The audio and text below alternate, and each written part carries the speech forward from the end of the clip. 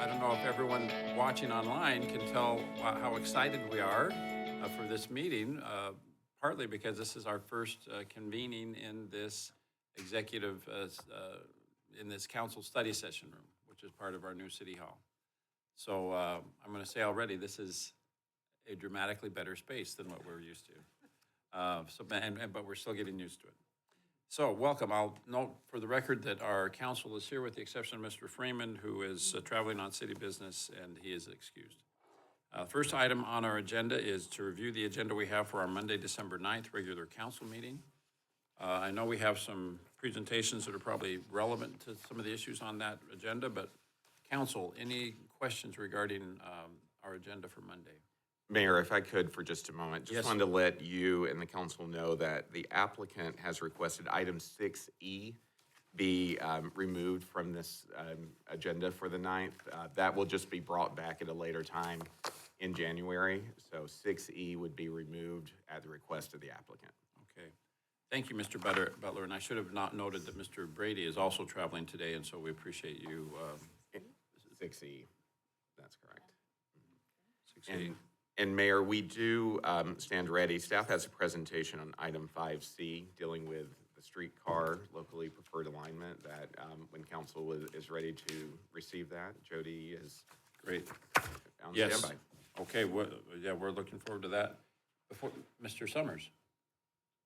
I just had a comment on 3F, which is a liquor license. This will be in my district, Stonehouse. This liquor license has a couple issues on it from the applicant in the last 5 years. Looking at it, it doesn't look too bad. All I would ask for staff is that when we forward this to the liquor board for approval, that we draw attention to that so that they give it a little extra scrutiny and not put it on a consent agenda. Other than that, I have no problems forwarding it to the liquor board with a recommendation of approval. That's it. Thank you.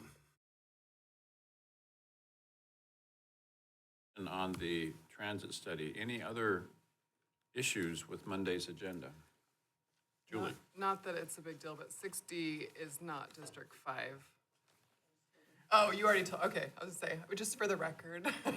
Mayor, Councilmember Spilsbury, we were just discussing that. We'll make sure that's corrected on the agenda. Just wanted to talk. Yeah. It says District 2 right there, doesn't it? No, 6D 6D, oh, I'm sorry. is. Not in District 5, no, okay. Makes sense. And the transportation plan, 5A, is just for introduction, right? Is that, let's get an answer to that. For adoption on Monday? Yes. So it was posted yesterday and it's being adopted. Right, it's not an ordinance, so Right. it doesn't have to be introduced. And Mayor, Councilmember Duff, this is the same plan, ratifying the plan that we had the presentation a few weeks ago, I believe. RJ, I'm not sure if RJ's here on this, and of course have had the public discussion and input on that. RJ, do you want to discuss that?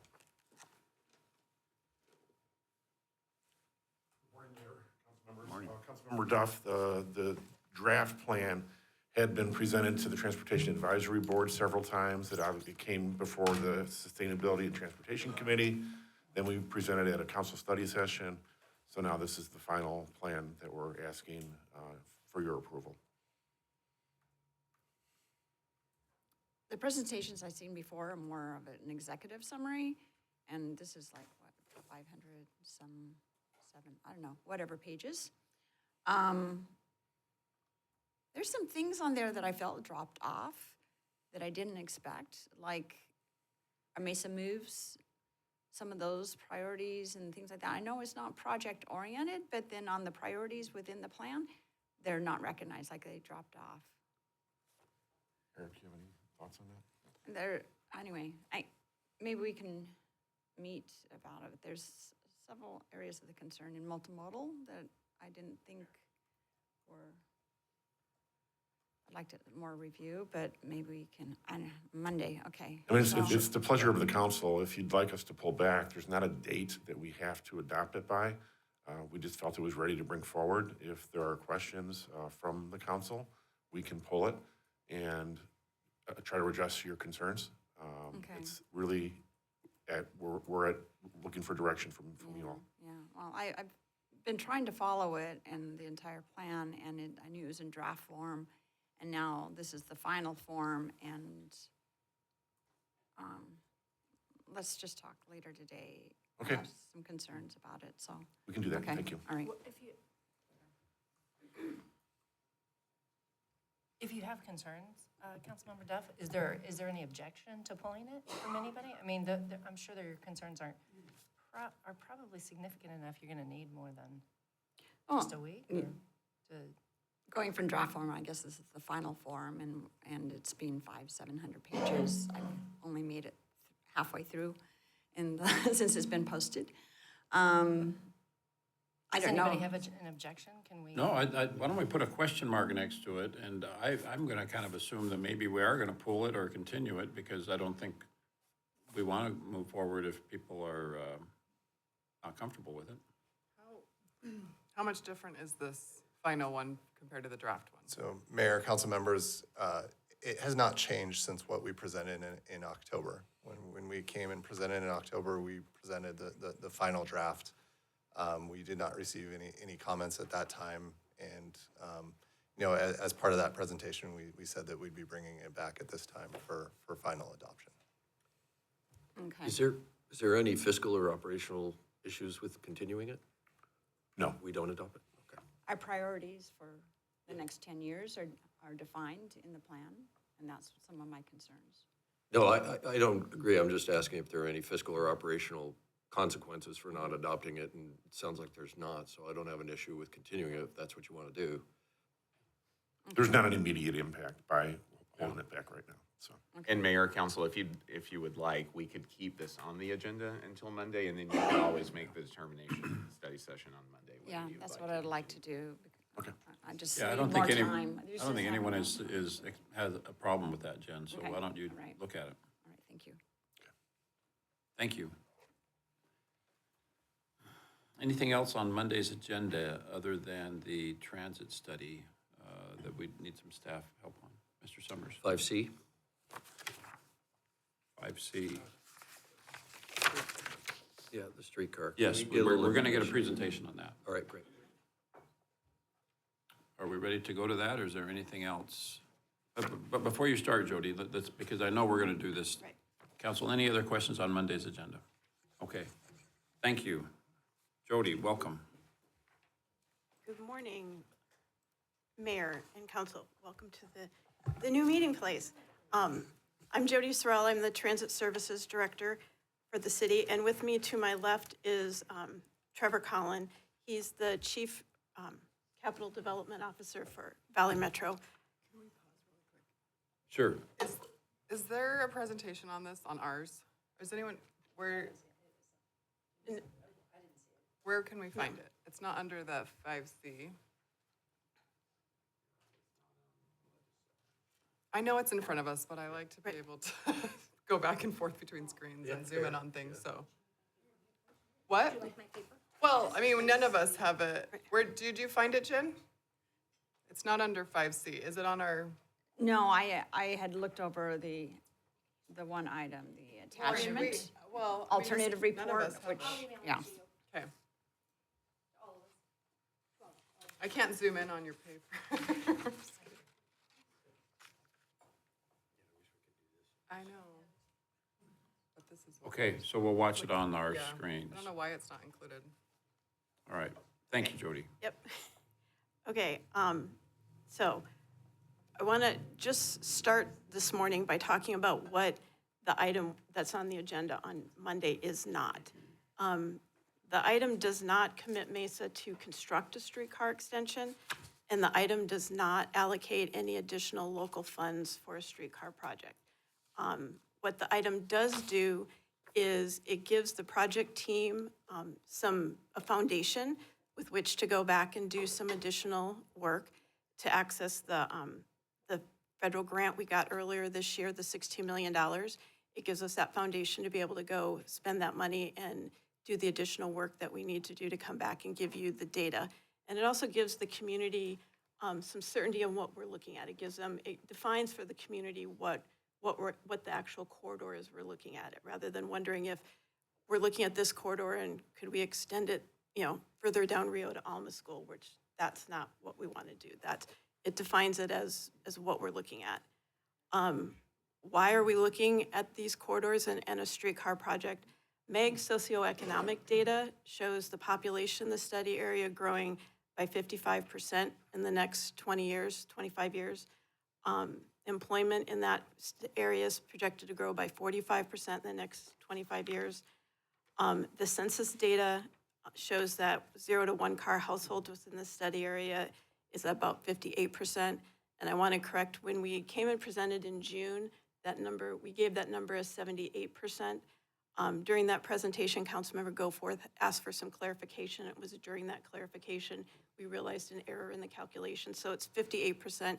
We shared that with you in June or in August to clarify that. This corridor that we're recommending connects a lot of activity centers, specifically in Mesa, the Riverview area, and the Asian District. And the corridor, the study area is looking at is generally comprised of mixed residential, urban center, and regional center in the general plan. And those place types really support investment and redevelopment. On the population, the projected population growth, is that generally going to be like multifamily housing that's going to be built? It doesn't talk about housing as much as individuals. Okay. So we look at just the population growth that's coming into there and not focus on specific housing type. I guess I'm specifically curious about that just because that might explain a little bit about what type of transportation they would use, right? Depending on which kind of housing they're in. And I'm guessing because it's already a pretty grown, filled in area, there's not empty lots necessarily. Right, so in the general plan, the place types in the general plan, the mixed residential would be multifamily. I forget what's in the urban, I'm gonna ask Mary to talk. We're probably looking at more of that urban Yes. population growth. Mayor, Councilmember Spilsbury, we're likely to see a lot of redevelopment in that area. It could be single-family in terms of townhouses, condos, that type of thing. It could be multifamily.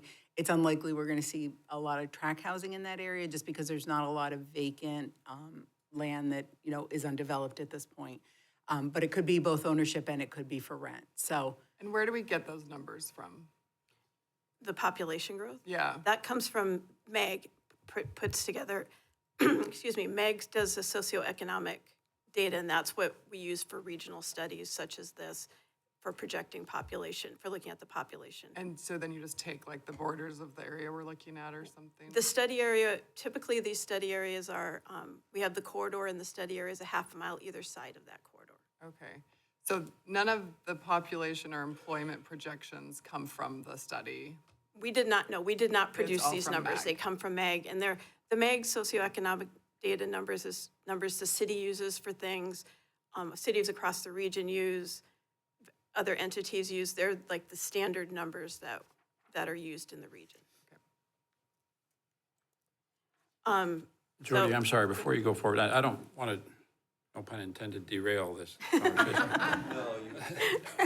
But you mentioned one of the things we like about this is that we're starting to coalesce around a route, and we're kind of identifying, it's narrowing some of our options, which is great. On the other hand, one of, I think, the compelling reasons to look at transit in West Mesa is the potential at a couple of locations in West Mesa for a major site similar to a stadium. For example, there's buzz about Phoenix area, Mesa hosting or making a bid for a Major League Soccer franchise. And there's a couple of spots in West Mesa along this alignment that I think would be excellent candidates for something like that. And so I think we're in the early stages now of doing this, advanced planning. Maybe it's a good, but before, one of these sites would be more in the Riverview area, one would be more in the Fiesta area. And so I just wonder if I don't think a consideration of that idea is necessarily reflected in this plan. No. So is there any flexibility, let's say a year from now or 6 months from now, one of those two sites or another site emerged as a viable location for something like an MLS soccer stadium. Is there any nimbleness involved in this where we could say, oh, never mind, we're going to turn left instead of right? Yes, these projects, because they're so long-term in development, they evolve through every process. So we start with like generalized things, and then as we dig down, generalized criteria, and as we drill down further, that's where we start looking at what makes, that's where we have some of that nimbleness to kind of move to different areas or adjust as necessary. And that's what will happen through this process, and that's what's happened in other studies, like when we did the Central Mesa extension, light rail extension through downtown. Through downtown, we were looking at going straight through downtown on Main Street or diverting to First Street and First Avenue as options. And as we kind of started evaluating, we became more nimble in looking at how to divert, how to do different things. So all of that will be considered as we go through some of these processes. But if we say yes to taking this federal money and moving to the next step of this planning stage, we are kind of saying, here's the route that we're going to study, right? Here's the corridor we're going to study. Yeah. Yes. So if something happens and we want to look further into Riverview or diverting, Yeah. I'm just going to say north on Dobson. Yeah. We could do that. We'd have to back up a little bit and do a little Okay. extra work, but we can go forward. We're not writing in ink. No. We could erase and say, we're going to broaden the study to include an alternative alignment. Right. I think a similar option example could be the capital extension in Phoenix. That was originally extended to go much further, given to some elements, some negotiations in Prop 479. That particular extension was shortened quite a bit, which then is affecting another extension, the I-10 extension, and where that factors in. So we can be nimble and we can adjust as we go.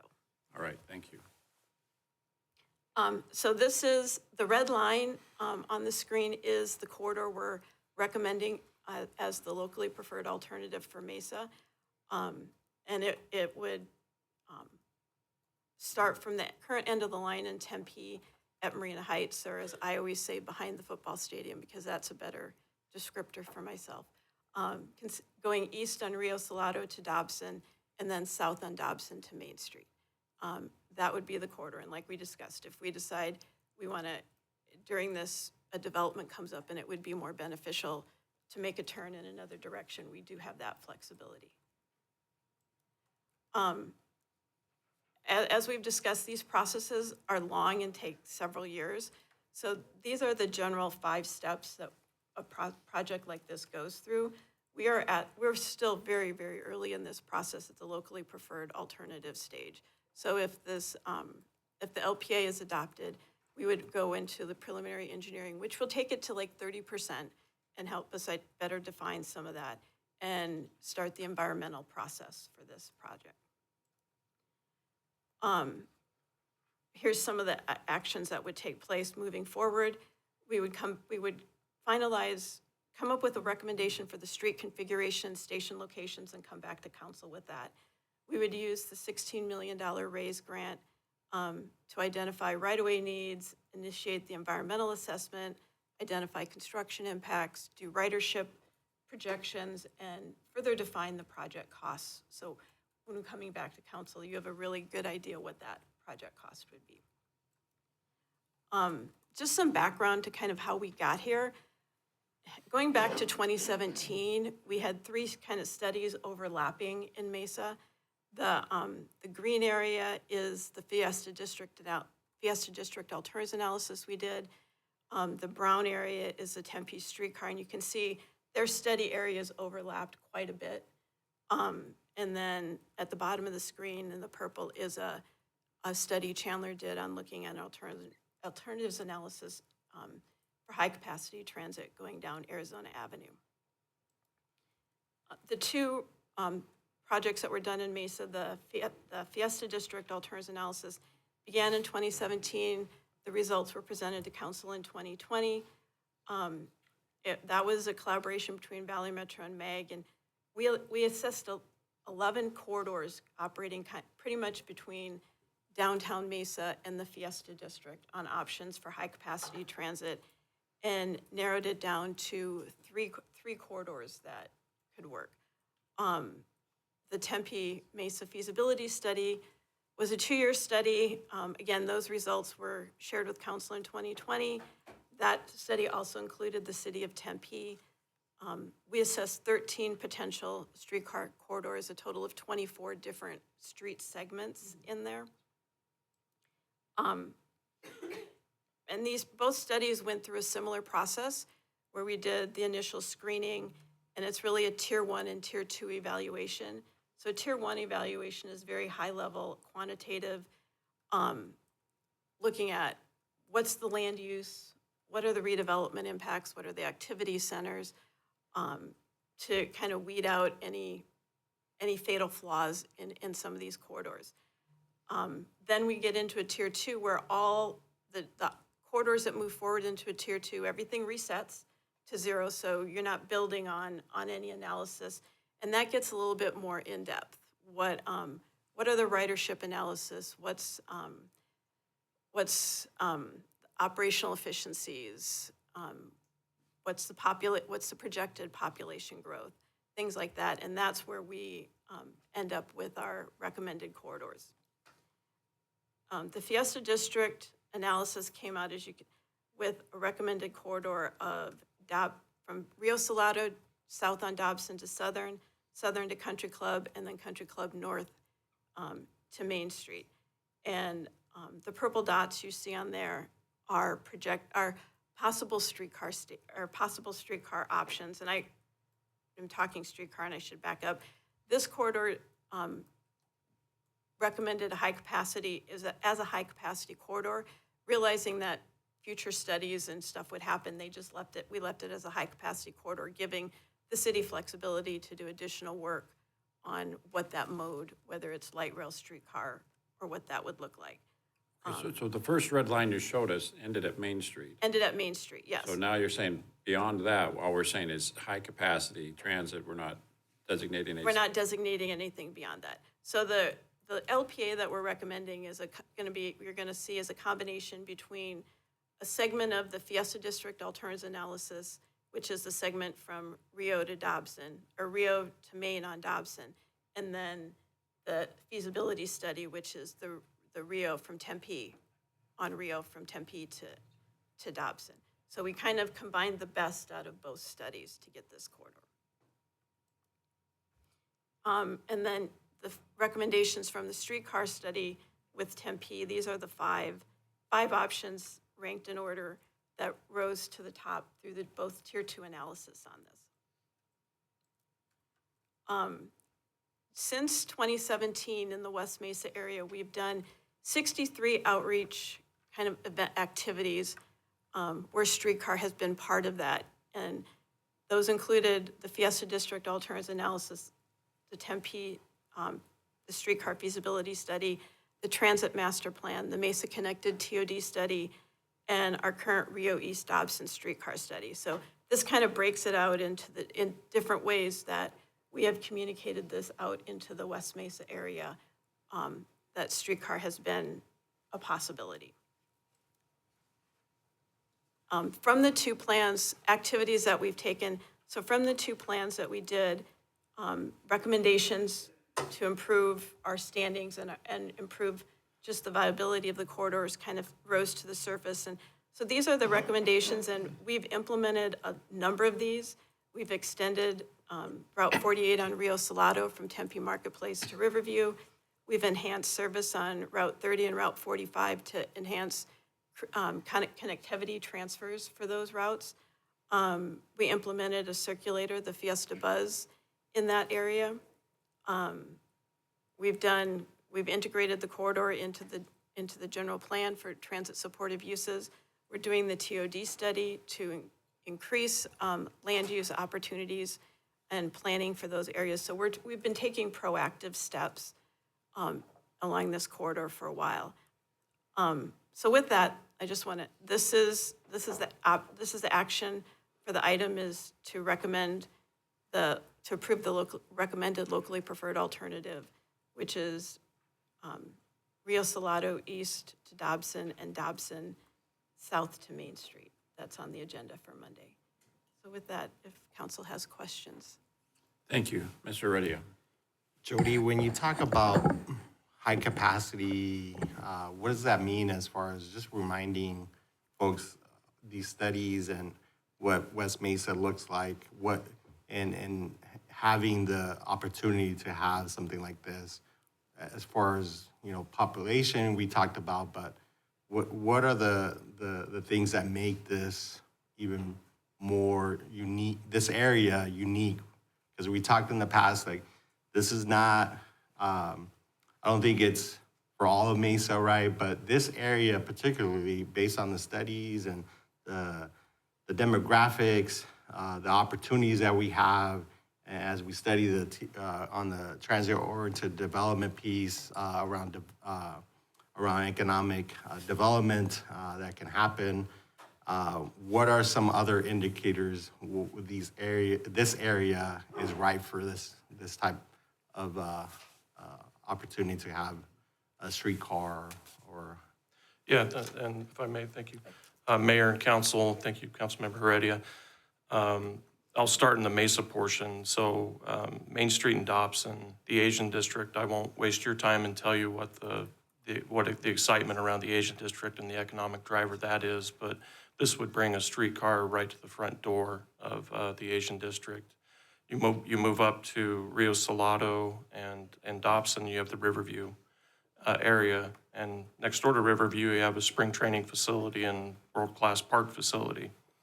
And that's just in Mesa, and a lot of housing, a lot of, we talked about the statistics on the households there, and we believe those are strong statistics for just people that live there that would use it aside from these multitude of things. So when we're looking at a corridor, we're looking at multiple things, not just housing. What are the existing land uses? What are the potential projected land uses? And a streetcar has activity centers. Also, I failed to mention at Dobson Main Street, we would have a strong connection to our light rail station at Sycamore in Maine. And in transit, we want that cross mobility. We want the ability for people to make connected trips. If you want me to talk about Tempe a little bit, it would connect two regional sports facilities, spring training, Sun Devil Stadium. Mountain View High School is going to play at Sun Devil Stadium hopefully for a championship on Saturday. It connects ASU so students in Mesa that are going to ASU, you have that direct connection there, as well as light rail. In the future, and I'm really focusing on this corridor, but I mentioned the front door of the Asian District. Future extensions would look at further into the Asian District. It would connect into another extremely important education center of Mesa Community College, not to mention across the street, Banner Gateway Hospital. It would make its way down the Fiesta District to the what was formerly the Fiesta Mall. So for high capacity, one form of high capacity transit is streetcar. We're usually talking light rail, streetcar, bus rapid transit. But the corridor that you're looking at, even today, without economic redevelopment, is extremely compelling for a streetcar.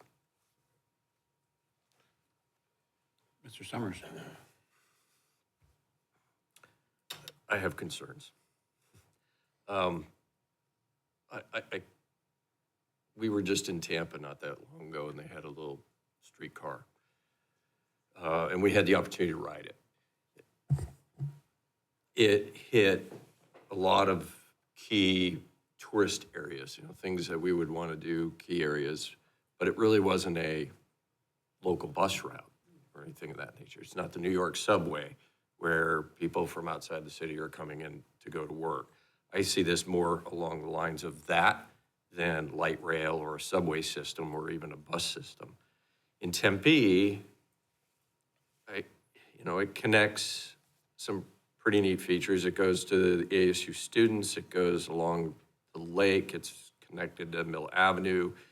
And I feel like Tempe will want to connect it to Marketplace, which is a very successful retail center for them.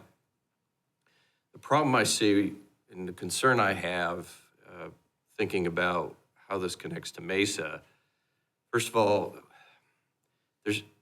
we talk about within a half a mile of the locally preferred route.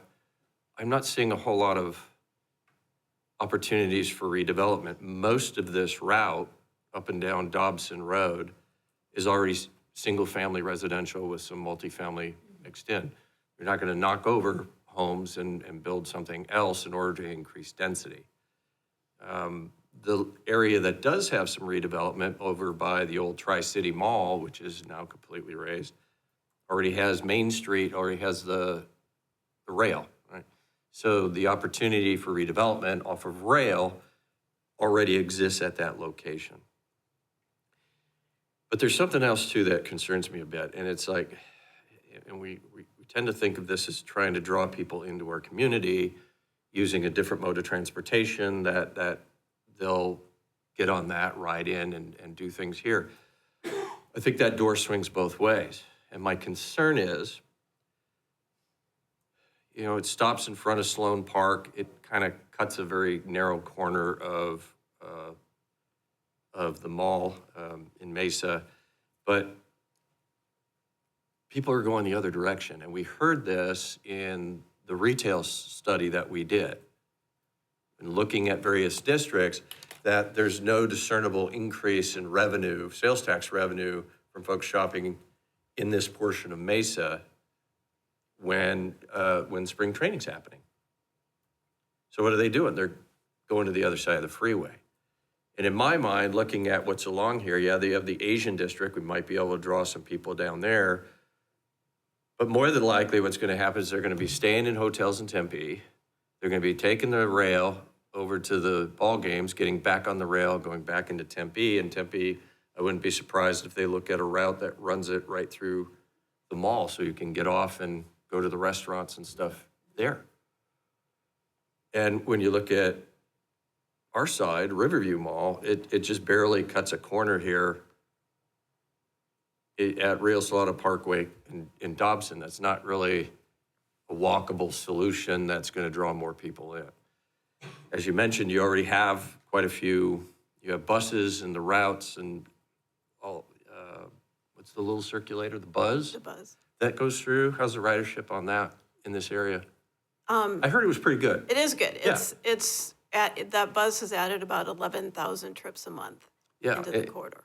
And so I think the area is being served by that, and that adds some flexibility to be able to change routes in the Buzz based on need and input. With this, we're talking about sinking rail in, just like we did with light rail, buying specific cars, running a specific route. There's no flexibility once that's done. I know this is just a study. I don't want anybody to think that we're building another rail system yet.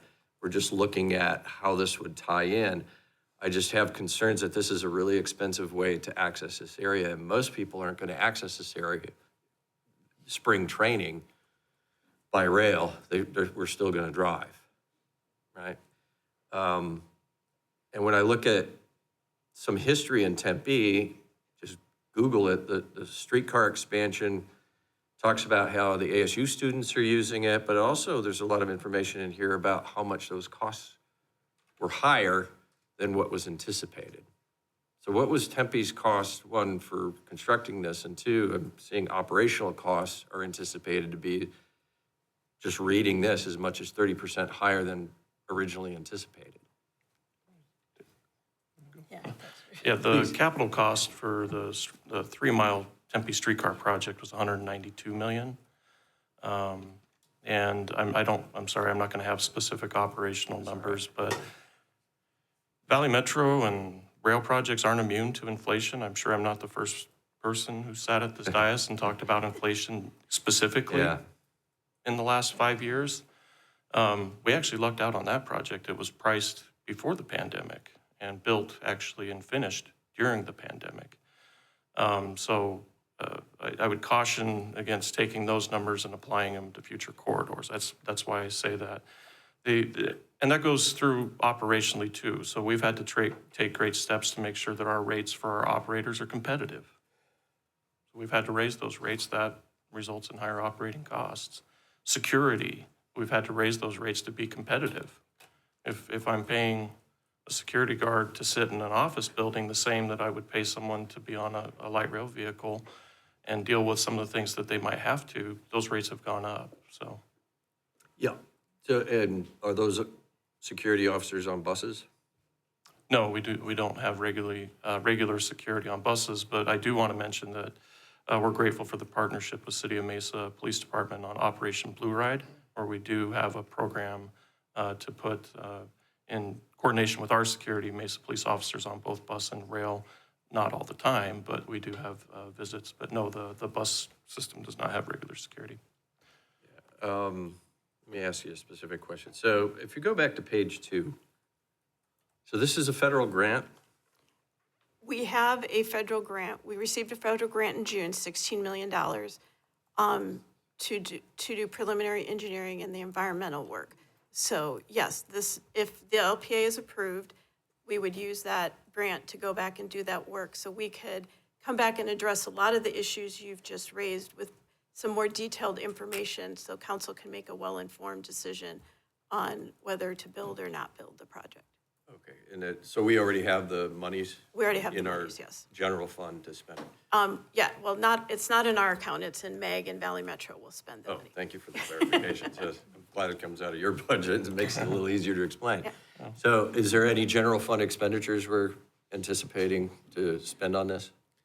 No, Mayor and Councilmember Summers, no, there's not at this. That's the beauty of the RAISE grant, which, as you all know, is one of the most competitive grants nationally. And, you know, we're thrilled that Valley Metro and MAG and Mesa and Tempe were able to receive that. It's been called numerous things going back to the Obama administration and then the Trump administration, but these are very competitive grants. And I think it speaks to the potential that the USDOT saw in this corridor, and so because of that, we'll be able to leverage those funds to do a lot of the work to actually get you a more precise cost, to give you the design elements you may ask for about how this will be situated, where the stops will be along the route, and we can leverage those federal dollars so that we won't need to tap into any local funds to get this council to a position where it can make an informed decision many months down the road. This, as Jody and Trevor alluded to, this is not a quick process, but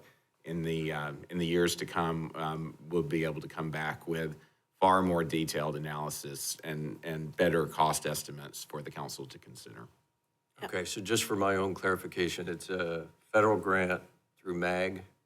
It's a DOT. It's a DOT grant. It's a through raised grant. It's MAG 16 million. That you'll spend in our city to do a study on the streetcar, and we're not expending any general fund revenues or There's no local match. sale- No local local match. revenues on this. Correct. And you've heard my concerns. Okay. Mr. Heredia. I think you mentioned other studies that's happened. We also getting, our TOD study, also, we were given about $1 million from the federal government. The previous studies as well, remember the 2017, right? well, if you're talking about the Fiesta District. Yes. The Fiesta District and the Tempe Streetcar, for Mesa's share that, we did not have any local funds in that. We got an additional allocation of some Prop 400 money. Yeah. So we spent that money on those studies. So we have had very little local funds involved. We have right now, through the alternatives analysis, council did approve in 2023, $800,000 for that. That's all the local money that we have Yeah. invested to this point. And just to comment on Councilmember Summers' points, which are valid concerns, I think as far as we look at cost and the potential of, these alignments, how these alignments work. But I would put it differently, where if we keep status quo, I don't think we will ever see the investment potential that could come. And I think that's what the TOD study hopefully will highlight. I anticipate it will highlight the potential opportunities that this type of alignment will happen. And I think looking at the future, when you look at Tempe, yeah, we have ASU there. When you look at West Mesa, I think you're looking at an area where there's gonna be a lot of increased density over the next 20, 30 years, right? Some of that density will come into West Mesa for sure because of just the area where we're at, 202, 101, 60, it just makes sense, right? I think I also, there's opportunities here. We have some workforce areas like Broadway and Dobson, a little bit north of where this ends initially on Main Street. You have Dexcom, for instance, that has about 1,500 employees currently in that area. You have Waymo, you have various different other smaller manufacturing folks, but thousands of employees in that area. You have potential other Broadway and Dobson, where unfortunately we lost the international market, but looking at redevelopment that area as an opportunity, I think that's about 25 acres where the international market is at, where the potential of increased density, shopping, other pieces that increases the Asian district footprint over to Broadway on Dobson. And then, as I mentioned, alluded to, when you look at Fiesta Mall, we know there's going to be increased density as far as housing, but with a potential, if a stadium comes in, these connecting points, as we see in downtown Phoenix, now we're seeing in Tempe, that is an exciting opportunity, I think, to how we connect people to this area and move people that we will need to move people in different forms, right? We don't just need streetcar, we're gonna need other modes of transportation. And I think there's benefits to the bus, and folks say, why can't we add just buses, right? There's pros and cons to those pieces, right? I think we need an all-above strategy, of course, looking at what's the budgetary constraints and looking how we become creative in our approaches and strategies to connect people. But this area will have the potential to connect people to place-making opportunities like any other area, no other area, I think, that we have in the city that is gonna be so dense, right? And so, and when you add now downtown Mesa, there's, it cuts through that Main Street those rail stations, right? And so if we, keeping the status quo, I think it's just not gonna be, we're gonna still see the river development lagging behind. We got some housing going there. I think the Asian district, as it's a great story, I don't think we'll see the further potential that we can have there and the work that those local businesses have done to make it what it is now even better. The Fiesta Mall area, I think MCC, those place-making opportunities that we can further leverage, I think it's gonna be hard to do with not having these types of features in this area, right? Like I said, probably doesn't work other areas of the city, but I think the data, the facts point that it is ripe for this type of development. Again, looking at budgetary items is going to be important, and how we maintain costs in these projects. But I think the opportunities far outweigh the some of the pieces that have been talked about with these types of projects, right? So. Thank you. Mr. Summers and Ms. Spilsbury. Oh, I appreciate that, Mayor, because, you make some good points, but I don't see this as a mass transit option. This is more like the trolley option that we saw in Tampa, thank you, where it's connecting to areas like Mekong, right? Where visitors are going to want to go to. But, the thousands of employees that are in this area, which I'm really happy to see that type of development, I don't see using this system. I mean, unless they all work along this line. And I think if we did an employee, where do you live kind of a survey, my guess would be they're all over the East Valley. So they're not going to use this to get to and from work. Like I said before, this is not a New York City transit line where people do use that to get to work. Mekong Plaza and the Asian District are already connected by the existing light rail. So if you're staying in a hotel in downtown Tempe, you could still get to Mekong Plaza in the Asian District, most of it, not all of it, because I know it does stretch farther down south. Using the existing light rail line, we don't need this additional line to make that happen. I just want to interrupt, just Yeah. to continue the dialogue. This is our only opportunity to Yeah, really to please. have this kind of dialogue. Is that I think we look at the streetcar differently than we look at the light rail.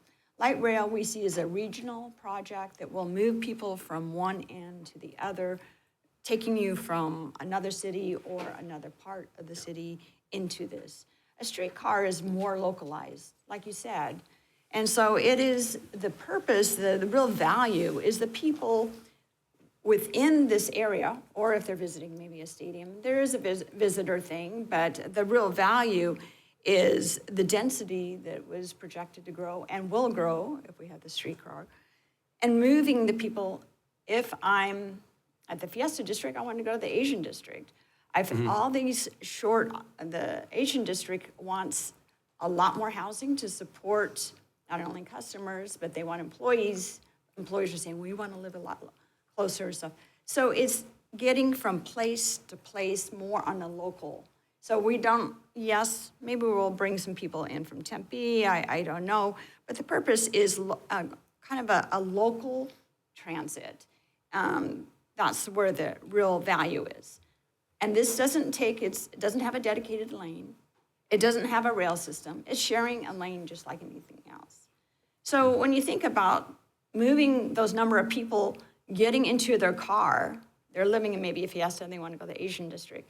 And say maybe, 50 people want to go there and everything. That would be 50 cars, right? Or they could jump on the streetcar for these shorter distances within a mile or two. And having that ability to, if you live in there, not, being able to have a transit option so that you're not having to walk a mile and a half, which is unlikely, especially in the heat. That you have these options to shop, recreate, work, live, and these distances, hop over to Tempe, whatever you want to do. And, the West Mesa has been depressed for a very long time, at least 40 years, right? Downtown would have never expanded without the transit. I know that's a light rail, and that's another conversation as far as why the light rail isn't as productive we want. But as far as economic development, it's been very successful. We have $1 billion of economic development going on in just this stretch in front of us. But along the streetcar, there's so much potential. So I don't want to take the past and looking at what the current conditions are to project the future. True, but you can't, there's no guarantee that the future is going to be the redevelopment that everybody hopes for. You mentioned just briefly in passing that there's been some shortfalls in the expectations of light rail and in the development. And we don't have to get into that because I agree with you. That's a longer conversation. Yeah, it's a very long conversation. And also, I hope I stated that, the subway system in New York is not the same thing as the light rail here, and the light rail here isn't the same as this. Streetcars are different. Streetcar's a than different thing, and subways. that's what we saw in Tampa, and successfully so. But this door swings, this door swings both ways. Yeah, people might use it to get to Mekong, but do we want to spend, and I don't know what the number's going to be. I'm just going to use Tempe's was 195 million. 192, yeah. And that was years ago, 17 or something like that. But the operation and expenses of this system, for people to use it to get to a Cubs game in March, only to turn around and go right back into Tempe. So we're gonna spend a lot of capital, a lot of operational costs for that door to swing mostly to the west because of that area. And with the hopes that we can redevelop these areas to bring people in. Maybe we can. I don't know. What I will say, because I know we are getting a little bit long in this, it's given me a little bit of comfort, so I got to think about this over the weekend, is that this is a federal grant through our transit partner. Department of Transportation. That's spending on a study, not actually building a system, and then there's no general fund revenues, local revenues being spent on doing this study. And I also very encouraged that you've heard my concerns. We had this conversation, and if we decide to move forward with this to do the planning, that you'll take that into consideration. New administration coming in, this might not be their priority. If that turns out to be the case and they don't want to do the study on transit, there's an opportunity possibly to use this for something else. Yeah, the RAISE grant that we're talking about, the $16 million has been awarded. So, So that's, okay. I mean, never say never, but I mean, it's been awarded, we're good. So at the end of the day, we could do the study. We have the information available to us to make a Right. decision whether there's funding for this in the future. Councilmember is gonna be Summers, up to- I think it's a fair question because this isn't the only grant we'll be pursuing. We'll be pursuing, if everything goes and it's a go on the project, we'd be pursuing about 40 to 50% of this cost through another discretionary grant. And that's where your note on the administration change, that does come into play. The administration that's in office has different views on transit. So it's a very fair question, but it doesn't affect the immediate grant that we're talking about that we've received. Okay, thank you for that clarification. And I have nothing else, so I'm not going to take any action right now. Yeah, for now, I'm just going to. Thank you. Julie? Yeah, I just have a few questions. Is a typical streetcar free?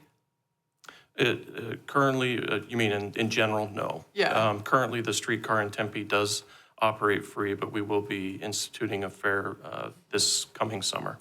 Is it similar to the light rail fare? It's not as much currently. So a one ride pass on light rail would be $2. When we institute fare on streetcar, it'd be $1. Okay, the streetcar we all rode in Tampa was free. I wasn't sure what is typical. So, and the point, I mean, you don't ever make money on these, right? Like, so the fare would just be to help with operating costs? Sure. Right, okay. The portion in green, that's the Tempe Valley Metro streetcar part, is everything we see in green, was that 195 million, or was just a portion of it? All of it, 192. 192. So, I mean, ours is it similar in length? It seems like it's smaller than that. Yeah, Mayor, Councilmember Spilsbury, ours is 4.4 miles. That was a 3-mile project. That was 3 miles? Correct. Okay, and so, but a lot of that's Tempe, right? This whole red stretch, a lot of that's Tempe. 60% of it is Tempe, 40% is in Mesa. And so how does that work with who pays for what? They pay for 60%, we pay for 40, or does it not work like that? I'm not going to get ahead of it. There will be funding agreements, I'm just but trying to I think look you're ahead. going down the right road. I mean, we do have a preliminary funding agreement for a few $1 million, which have funded some of the studies you've talked about, and that's how it is set up. Okay, I mean, so for this, we're only looking at 40% of what, around there, what the total cost would be. So like right now, we have an agreement to do the locally preferred alternative study, and we have some local money in there. This is a $2 million study.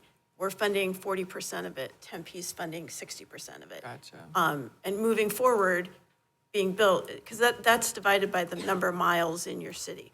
So moving forward, if there's local contribution, if we choose to move forward and construct the project, and it's fair to assume Mesa would be responsible for 40% of the local contribution of that, because there's several there would be a CIG grant, then there's other funding sources, and then there would be a local contribution.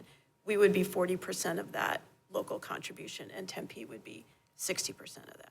And so then if we did extend it down to Southern so that we could hit MCC in the hospital and maybe potentially over to Alma School for the Fiesta District, that adds like another 3 miles or something? That would be 1.5. 1.5. About 2.5, 2.5, 3 more miles, yeah. miles that then would be 100% Mesa. Well, we would probably go through the same process. So Okay. we would look to, if we went south of Main Street, that would be a whole other project in and of itself. So we would kind of start from scratch in, starting with the preliminary engineering and doing these same kinds of studies, and that would be a separate project. But Mesa would be, because that is solely contained within Mesa, that would be Mesa's responsibility to pay any local. Because to me, if we were gonna like spend the money to go to the effort of doing this, it doesn't make sense to stop at Maine to me when we have so much more south, especially potentially into the Fiesta District. So, but I mean, like if this all has to get done before that even gets started, I don't know. I guess I just, It doesn't necessarily build on each other, but because we're kind of focusing on this one alignment, we could do both projects concurrently. We did that with the light rail extension through downtown and then going to Gilbert Road. We were under construction for one and planning for the other. So we Okay. can do something like that if that's what the council is interested in doing. so a couple more things. The comment that it would be a shared lane, we don't know that for sure. We're just leaning that direction, right? It That would- we would want a shared lane so that it wouldn't disrupt traffic. It is our desire much. not to take a travel lane away. Yeah. So it most likely would be a shared lane. It's just deciding where, if it's center running or side running. And those are those are decisions we would flesh out further and come back to council probably toward the end of the fiscal year after the budget process to share what our recommendation is to get your concurrence on moving forward with that. Okay, and this is probably maybe too specific, but Rio and Dobson, I guess it depends on if it's a center or shared, but Riverview would probably have been developed completely differently had they known there would be a streetcar on the south end of it, right? Like the movie theater is as far north as you can get and east. Like, so to walk from, like what you were saying, to walk from the corner of Rio to Dobson, maybe over to the movie theater or that shopping area, I wouldn't do it. I mean, probably, if it was a beautiful day in March or something, maybe I would. But anyways, I just feel like if we're gonna use Riverview as a justification for this, we really need to look at what Riverview contains. Because like, there's not a lot, I mean, there's Walmart, like, who's walking? I don't know. I mean, No, and I Councilmember Spilsbury, I understand what you're saying. There's two S's right next to each other. I understand what you're saying, and so part of the process is if we move forward with this, is the connectivity is an important part of this. So understanding that Riverview is a private developer, we would talk to them about how they could better incorporate and utilize the benefits of a streetcar project, while at the same time looking at the buses that serve that area. How can we make a connection to make it easier? Is it possibility to do something to make a connection, to make it easier to connect further into Riverview? So because, the Walmart is kind of a far walk. The Yeah. movie theaters are kind of a far walk. For some people, they wouldn't think twice about it, but for Right. other people, it's a far walk. Yeah. So we would work to kind of help that circulation together. okay. My last question, I really appreciate slide 12 showing the 63 different public outreach events, but what did you get from that? Like, what does the neighborhood think? What does the community think? Do they want this? Do they not want this? Like, and I guess like an important part that's been mentioned is like what could be, like not Right. currently what is it right now, but what could be, and what are those opportunities for growth in the future? But what are they saying right now? We get, it's mixed. Obviously, the more vocal people are not necessarily supportive, and that's been the case for all projects. And what's their along this. biggest worry then? Their biggest worry is traffic, and I'm trying to figure out how to say this. They have an assumption that it will bring crime to their neighborhood. Okay. Which Mesa PD and Valley Metro Safety and Security are doing a lot of efforts to circumvent that. And the city's done a lot of things to to make the system safer. It's not, it's more of a perception than a bigger perception than a reality, and that's stuff that we're gonna work with, that Valley Metro is undertaking as part of their strategic planning process in the next year. But still a potential that we would also, as well as people who want to connect to different places, we could get homeless people using it as well, right? Or whatever. It is public transit. Just, yeah. Yeah, it happens. the light rail. It is what, yeah, there's service agencies for the unhoused population that give bus passes and transit passes so they can get to other services. And that's part of being a public transit provider. Yeah, I'm just so torn on this because I see all the benefits and I see why that community is not happy about it. Right. So I have a lot of mixed feelings, which I guess, like you said, with the benefit of how this study is funded and maybe moving forward just to see what the different options are, I think would probably be dumb to not do that. But this is a lot. There's a lot on both sides of this. Yeah. Thank Thanks. you. Alicia?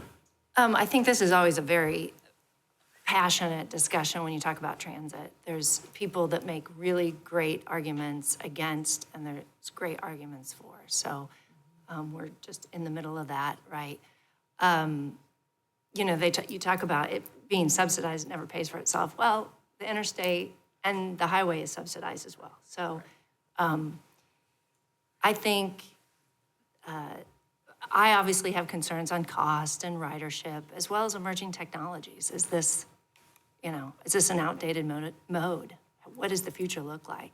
You know, I know you addressed that in the letter that you wrote. I think you made some good points, but I do think about those things. I think the projected cost and ridership from the light rail is relevant. I think it is relevant to look at the past and say, well, what was projected and what's the reality, for sure. And I'd like to look at that. What did we project? And how are we going to, if ridership is not where it needs to be, how are we going to get it to where it needs to be before we move on to some other mode? I think that's a valid question and something that should be worked on. So I have lots of questions, but I've also lived in a major metropolitan city without a car, and I took the streetcar everywhere, and it was fantastic. And it was very heavily used, and again, and it was I didn't take it to work, I took it to get to the grocery store, I took it to get to appointments, and as Jen pointed out, it's not, do you even call it transit? Is a streetcar within that definition of transit? Absolutely, Is it? yeah. Okay, because it really is an economic development tool. I mean, and at the end of the day, really, it drives economic development, and it allows people to get to a short distance relatively quickly and easily to in the end, spend money. So anyway, even though I have several questions, I certainly expect them to be answered before we get to final decision, but I don't want to stop the process. I want those questions to be answered, and I think going through this study, I'll get some of my questions answered, so thank you. Jen? Yeah, no, I spoke to Mayor Woods about this. I said, we're considering, the streetcar and its alignment, and what has been your experience? What did you go through? What was that like? And one thing he did say is whatever they projected on the ridership has been like near double. It has outpaced, so short answer is even to qualify for grants, we have to provide ridership. That's part of the rating costs. And we've outpaced our initial ridership projections. And I'll also tell you, just fiscal year 23 to 24, we saw nearly 28% growth in streetcar ridership. So fiscal year 22 was really when it first opened. So those are our two first full fiscal years. So not only has it outpaced, but the last two fiscal years, it has continued to grow. Can I ask a follow-up question? So is that more than the light rails increase in ridership over the same period? I mean, Yes. I know they're I think apples to oranges, but yeah. still, Well, is the streetcar, is it because it's new, or is it just? I think it's a very purpose for which- popular service. It was located appropriately. And, you know, the free fare part of it. It's going to be interesting when we implement fare. I think that's going to be a very interesting thing to look at ridership. On the rail system, I don't have a direct, but I'll tell you, rail, three of our 4 riders have come back since the pandemic. Rail has recovered quicker than our bus system, so we're at 73% recovery. Overall in our system, we're at 53. So, Okay. yeah, they're. Thank you. Just another point is the roads and the development around it that we have, especially when we're looking at Dobson Road. We don't have any room to expand, to add an extra lane, unless you want to we can't take away the middle lane if you have congestion. So what the alternative, if we say no, it's not, is increased congestion. And that is not very attractive, not something you want to live around. It's not healthy.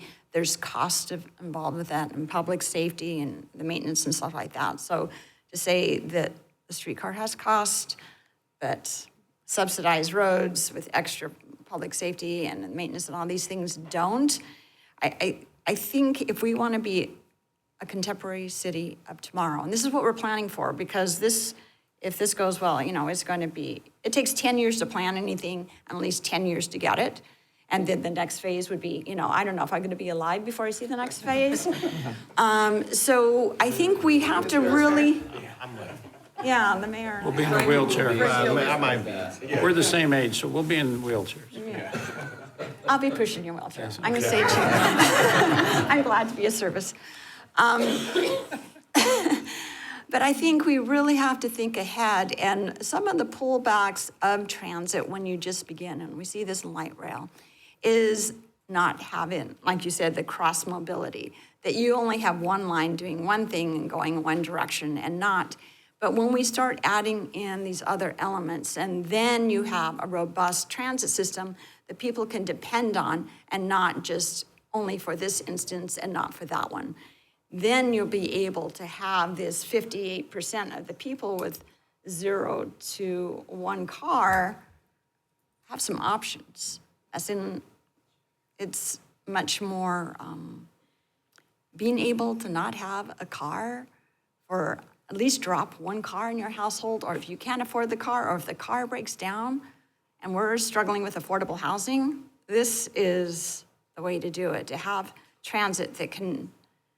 And sometimes when we're in wheelchairs and we get older and they take away our driver's license or whatever, we need options.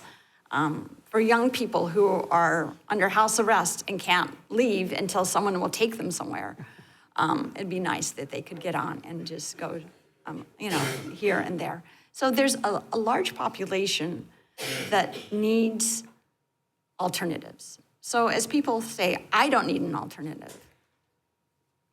Great, but we need people to have alternatives, and we need to think about the future of our city, the productivity of our city. West Mesa needs redevelopment. Status quo is not adequate.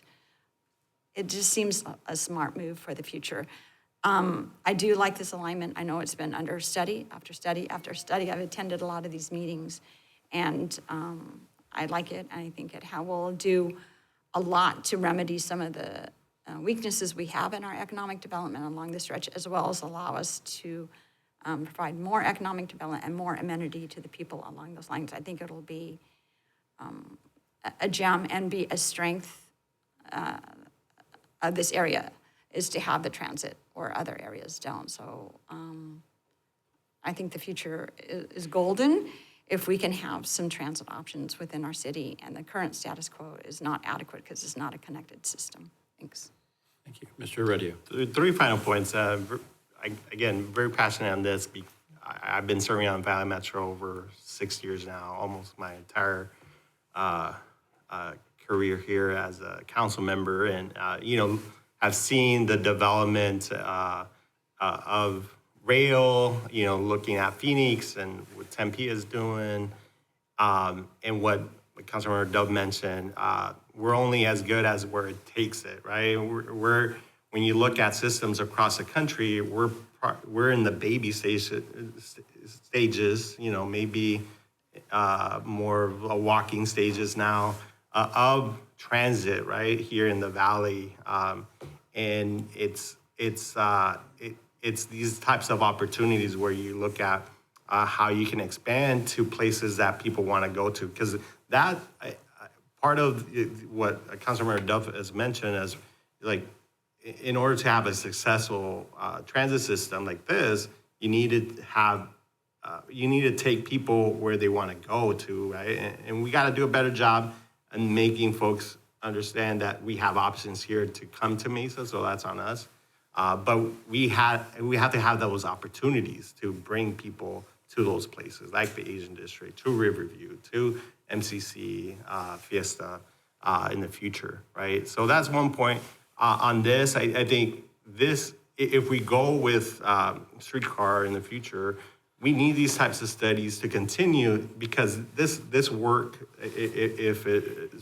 if we decide on, we need these studies to leverage federal funding, because this project won't happen without federal funding available, as you mentioned. And so having these studies helps to be in that game, to be able to then get that federal funding for these types of projects. So I think this is an important process, right? Like to keep on continuing these evaluations, these studies. We have the TOD study, as we mentioned, on that end. So I just remind folks that we need these types of studies to be able to then to leverage the bulk of federal funding that will help support building these opportunities, right? And then third point, I just mentioned on the crime and homelessness piece, as that sometimes gets a lot of the attention, maybe, the folks ride once or twice on the light rail, but you see on the corridor, I lease out a space on Sycamore in Maine. You see on the corridor every day, thousands of people riding to work, to the grocery store. And I just get annoyed sometimes when we say, it's just a bunch of homeless people riding. Yeah, I think we do see that piece, and we got to do a better job on how we control. But and we do see some crime, but as PD, as we do more analysis of that data, the crime statistics don't bear the facts of light rail or these types of systems bearing more crime than there was before, right? Or those kinds of pieces. So I just want to say that when we say, oh, we're going to have a lot of homeless people, well, that doesn't bear the thousands of riders that we see every day. You look at students, you got people going to their doctor's offices, they're going to school, to the grocery store. Those are the vast majority that ride these systems, these buses, right, to places that they need to go to.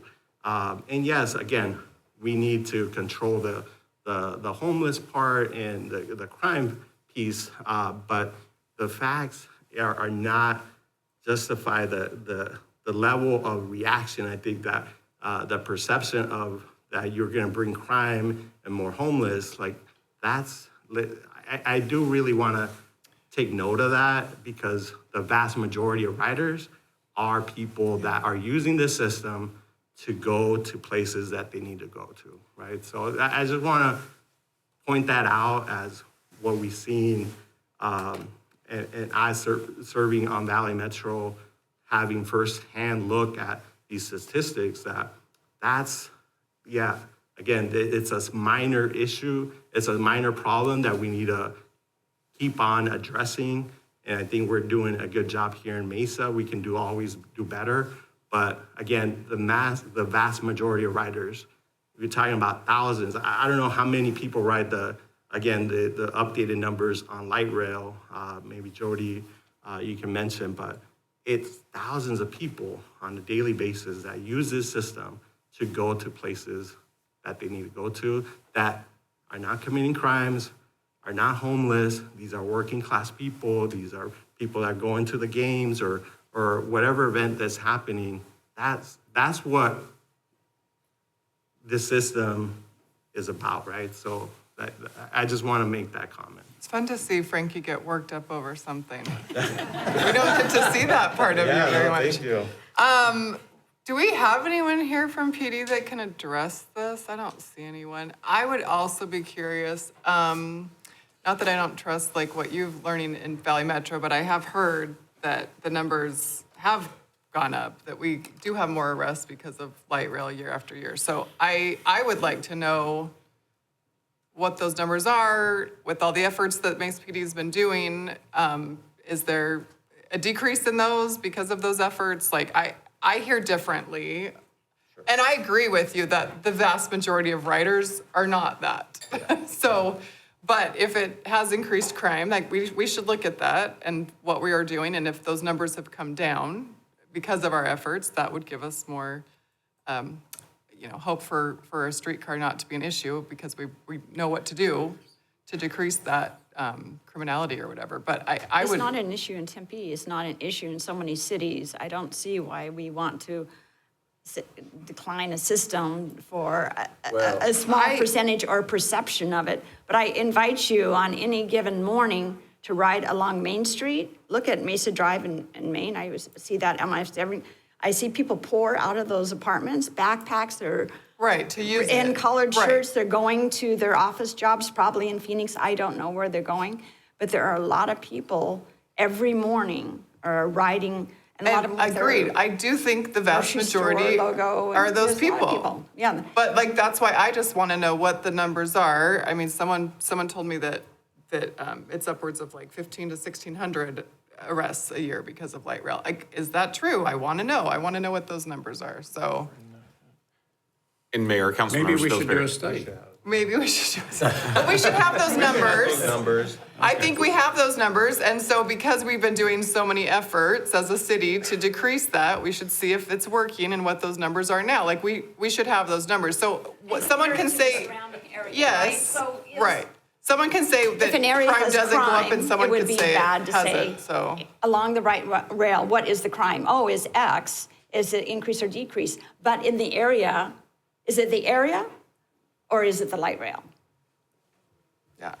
And Mayor, Councilmember Spilsbury, and Jody can speak to this as well. PD's been really involved over the last 6 months to a year as this has been a heightened focus, and the Vice Mayor could speak to this as well at Valley Metro about helping to change that perception about safety on the rail, and there's been a concerted effort. You're right, there's a lot of complexity, as Councilmember Duff mentioned.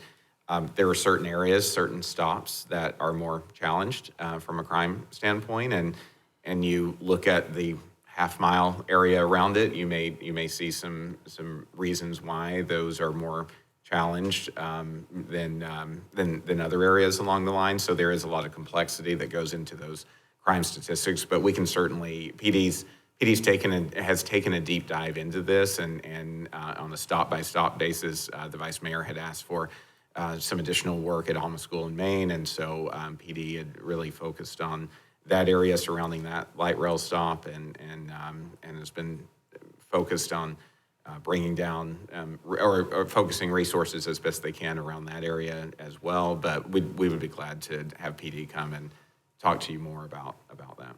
I was going to say, but it's a balance, right? Yes, Because on the other hand, you've had, and I don't know, Jen said $1 billion. Jody, your letter says $689 million of investment in Mesa alone since the rail went in. So I don't know where all the numbers come from. But anyway, I mean, it's unquestionable that there's been an investment. So, when you Those balance things that have out, then, pros and cons yeah, to them. yeah, absolutely. Jody, you're going to talk about private investment that's been incentivized by light rail investment. Well, we hear a lot about, questioning economic development and, placemaking and stuff. And when you look at downtown Mesa, the light rail segment that we did, the 3-mile light rail segment that we did, that was a $200 million project. And since that time, just in downtown, I've seen numbers roughly like just under $600 million of investment just in downtown with ASU, the Burge property, the different housing developments that have happened.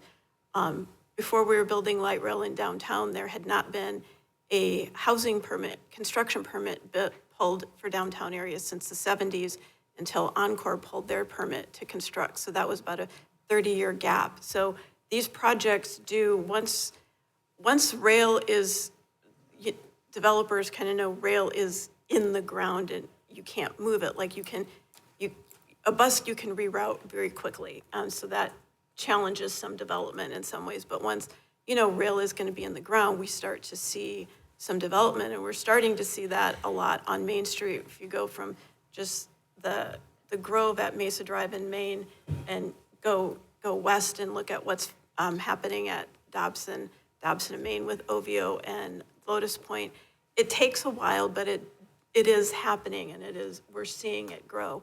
I do want to talk to go back to the crime thing if I can for a minute. In transit, we measure crime statistics by number per 100,000 boardings. And so recently at a rail on the Valley Metro side, for the whole system, it was, and we can go back and we'll verify and come back, but I think it was like 2 incidences per 100,000 boardings.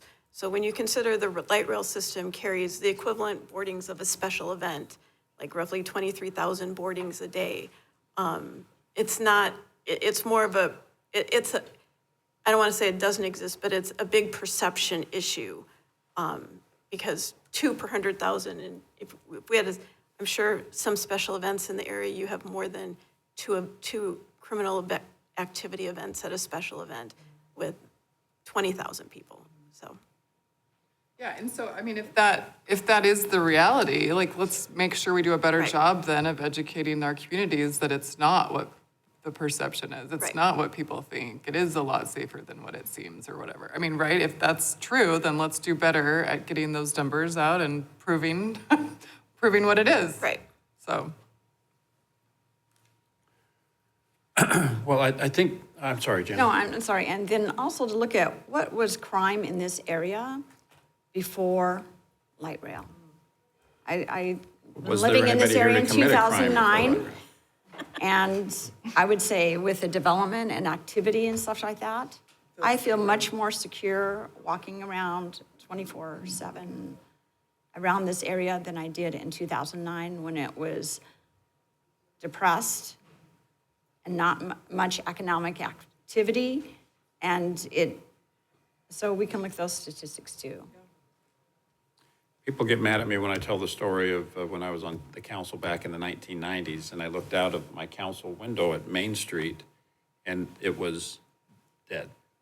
And there was a lame dog that limped across Main Street, paused in the middle of the street for reasons I won't get into, and then continued his journey across the street. Totally, I mean, this was the safest place in the city for this dog to be, because there was no activity. It was not going to get hit by a car. So that's before and after the effect of light rail. So my comment on this is in some ways, this council is going to have to make a very important decision. And that's going to happen 18 months to 24 months from now. And I think whatever the decision of this council is, you're going to have to defend it, because there's going to be people that will be angry with either outcome. And so I think you're going to want to make that decision based on data. And I think that's what we're talking about now. To think that now's the time to make that decision is very premature. In order to make that decision, we have to have good data, and that's the point of this agenda item, is do we use the money that that is sitting in our bank account for this purpose, do we go ahead and do what that money, what we told the federal government we were going to do with that money.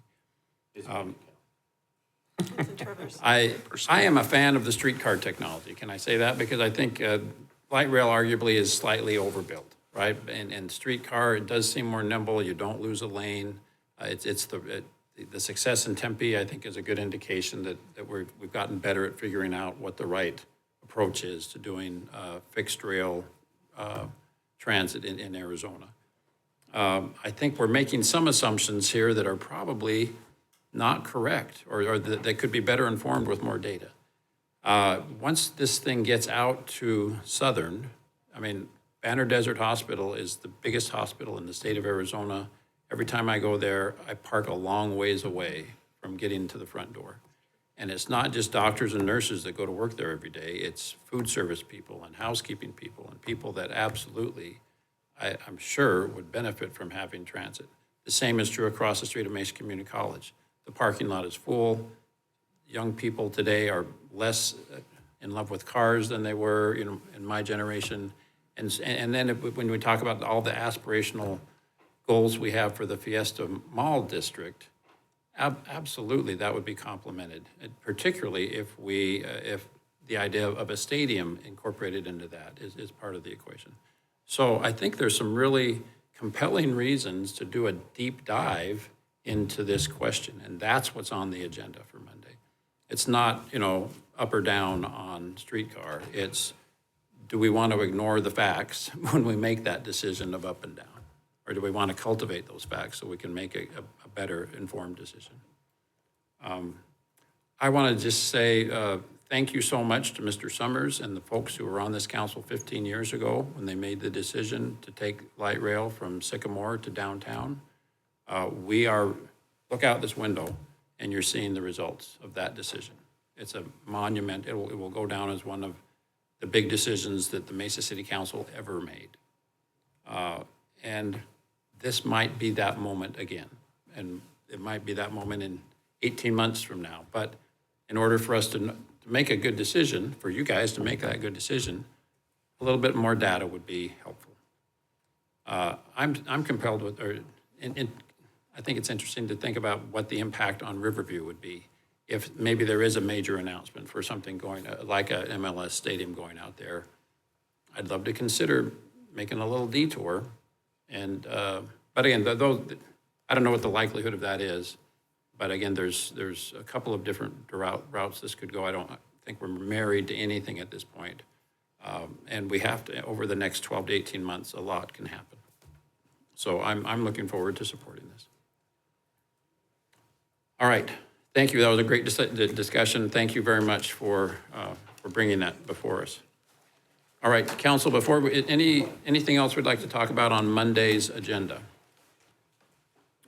All right, moving forward then, item 2A is a presentation and to provide direction on the 20th anniversary public art mural at the Mesa Art Center. Andrea, Mandy, good to see you. Good morning.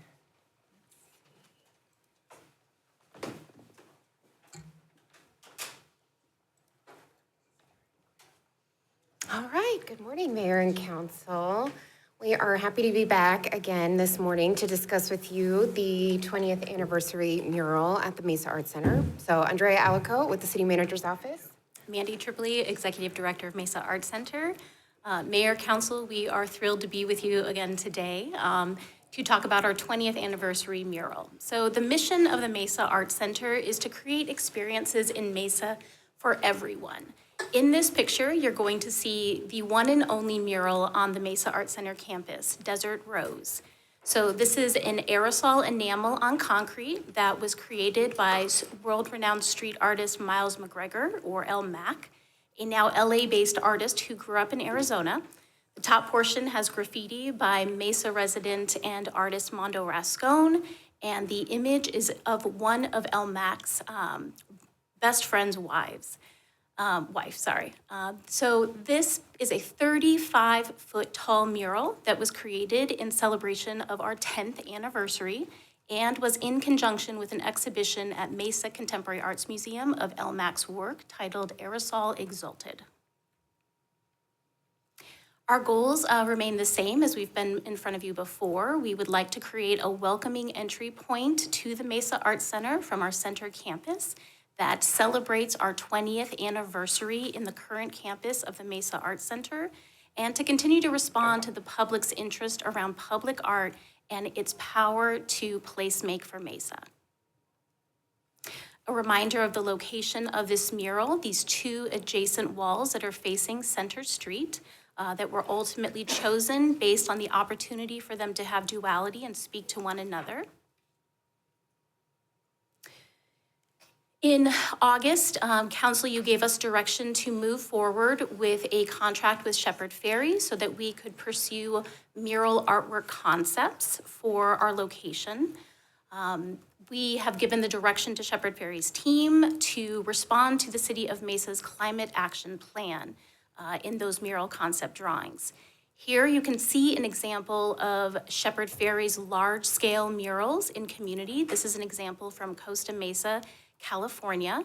And the methodology that Shepherd uses in about 85% of his murals are to pull from existing iconography from his vast print and art media collections, and then build upon that with flowers, mandalas, geometric lines, and shapes. About 15% of the large-scale murals you might see in community would be very specific artistic commissions, generally from corporations. So where we're at with the process and before you today is that we have received the six separate artworks, 3 pairs, from Shepherd Ferry and his team. Again, as Mandy had indicated, that respond to Mesa's Climate Action Plan, City Council strategic priorities. We provided a dossier on the City of Mesa and asked him to incorporate those into his selections, which we'll review with you shortly. We had reviewed this presentation and provided those to the Museum and Cultural Advisory Board for their recommendation. Before you today, you will have the options to provide staff direction to move forward with one of the arts selected. We may choose a selected mural for one or both walls. And if none are selected by council today, we do have the option to either request more options from the artist or terminate the contract with the artist and solicit an RFP for new artists to propose. If you select one of the options today, then the mural will be installed for a minimum of 2 years on the wall. The city will be responsible for the maintenance and upkeep if there's any damage or repair. A reminder that it is going to be glazed over with a protective coat for weatherization and any sort of graffiti that may come about, so it'll be very easy to remove and upkeep. And it would be anticipated to be installed in the springtime, once again, to commemorate the 20th anniversary. The mural itself will take approximately 3 days. Sorry, Andrea. Yes. So the mural installation is only going to be 2 years. A minimum requirement for 2 years. So it'll be at the direction of City Council whether after the 2-year requirement, we can choose to keep it up. That was similarly to the 10-year anniversary. There was a minimum requirement, and it certainly has been up longer. Yeah, how long has the other mural been there? Just for 10 10 years? 10 years. 10 years this year? Yes. Okay. And it still looks good from Looks what I can see? fantastic, Yeah. yes. Okay. So is there, increased cost if we keep it in perpetuity, or once it's there, we own it, and the artist says, well, please don't paint over it for 2 years, but it's yours, and you can keep it forever if you want it? Mayor, correct. Okay. Is it paint or a vinyl? It will be aerosol enamel. Oh, okay, thanks. And so the mural will take approximately 3 days to install. There will be a team from Shepherd Ferry's team that would be coming out to help put up the mural. As a reminder, it is going to be up to $30,000 reimbursement stipend from the Mesa Art Center Foundation to cover the costs of materials and supplies. This is part of the artist's philanthropy efforts, that the design and the mural art itself is donated by the artist. So again, our cost, which is covered through the Art Center Foundation, so it's not going to be coming out of any city general funds, is really just for the materials and supplies and installation. Since the foundation's paying for this, did they get to see it and have a opinion on it? Mayor and council, the foundation looks to the Mesa Advisory Board, the Arts and Cultural Advisory Board, because they are the citizens that are put in place to make these recommendations. And the foundation was invited to attend the meeting and see and hear that conversation. Okay. So now let's move into the discussion about the actual arts selection for consideration and recommendation. So Mandy will be going into the specifics of each a little more thoroughly, but we wanted to provide you the selection of all options that the artist had provided to us. So you can see these are the 3 options for Wall 1, which was going to be on the left side of the 2 walls that you had seen, or the one that is more north towards Main Street. And then another 3 options for the more southern wall, or the wall to the right on our previously shown diagram. So as there was a discussion through the Museum and Cultural Advisory Board and with staff recommendation as well, we are recommending that council remove both option Cs from consideration. After an analysis of those 2 options, they did not meet the initial request as anticipated in trying to align with a city council priority, the Mesa Climate Action Plan, and again, that connectedness to the city of Mesa. So that top image with the kind of doorway and ocean, the artist had provided, the iconography indicates that it is related to his Desert Today, Ocean Tomorrow, and represents looking out a New Mexico window, tying to Georgia O'Keeffe, another artist's artist studio in New Mexico. And so again, that just lacked that connection to the city of Mesa, and again, referencing an ocean. We don't have those ties here.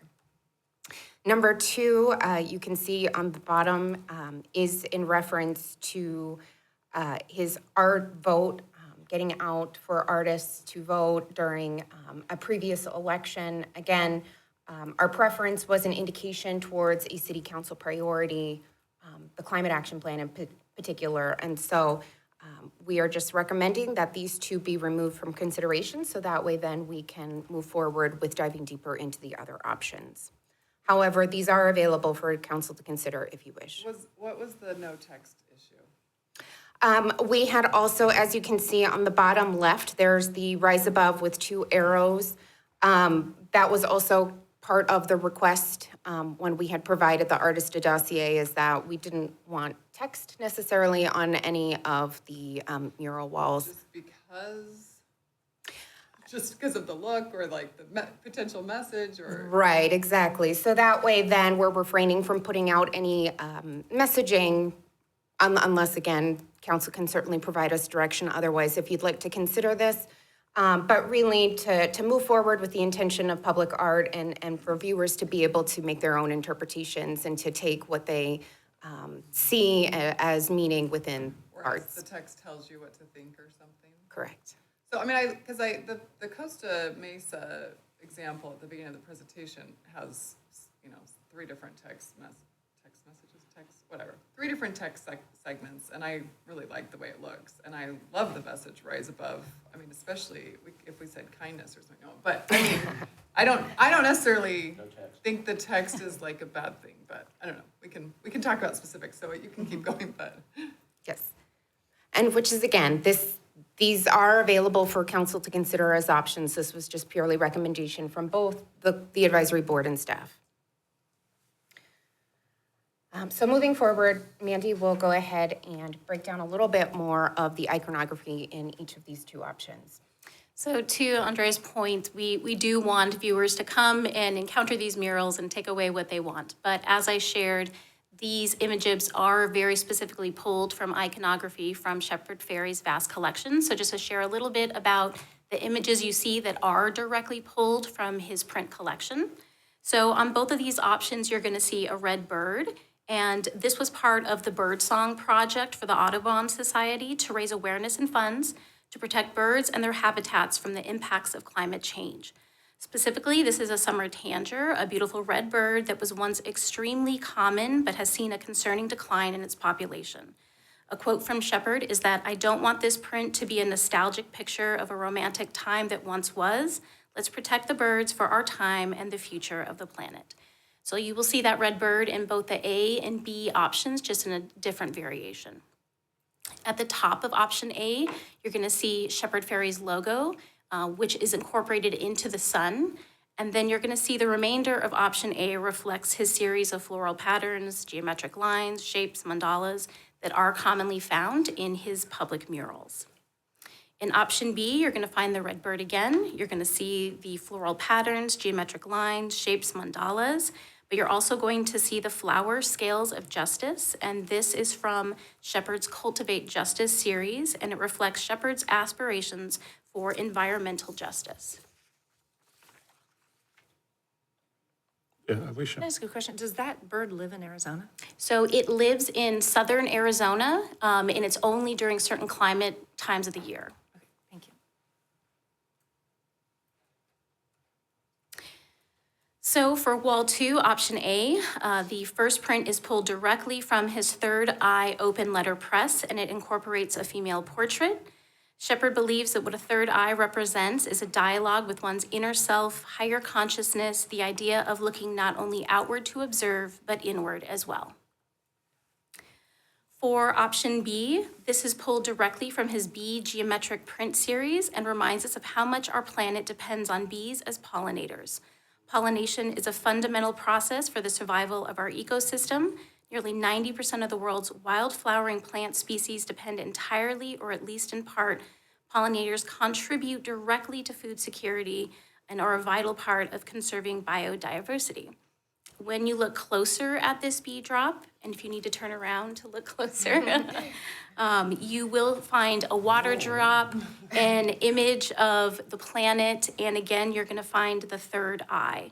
In addition, you're gonna see the series of floral patterns, geometric lines, shapes, mandalas that you do find in his murals.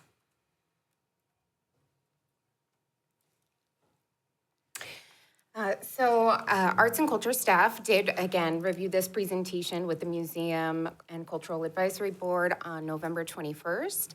And the board had recommended to move forward with murals on both walls in the series of the 2 pairs that we are going to be showing you now to scale on these images. So you can see both of options A paired together on wall 1 here. And then the second option, which would also be staff's recommendation as well, given, again, the more vibrant colors and the more relatable, direct connection to the Climate Action Plan in terms of being able to see the visibility with the water droplet, the globe in the bee design.